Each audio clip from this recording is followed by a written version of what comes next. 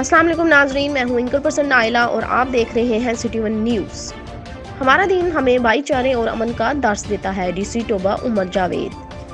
DC office Toba के committee room में बैनुल मज़ाहिब अमन कमेटी का इजलास हुआ, जिसकी सदारत डीसी टोबा उमर जावेद और डीपीओ टोबा नजीबुर रहमान बगवी ने की।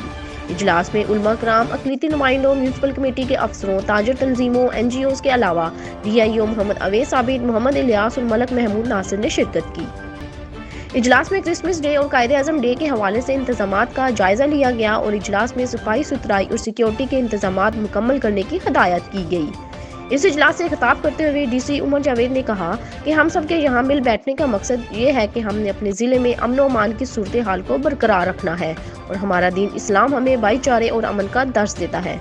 इस इजलास से DPO नजीबुर रहमान बगवी ने अपने खिताब में कहा कि अमन और अमान को खराब करने वाले अनासर से अहली हाथों से निपटा जाएगा। रिपोर्ट कर रहे हैं टोबा टेक सिंह से डिस्ट्रिक्ट रिपोर्टर मकबूल तारिक।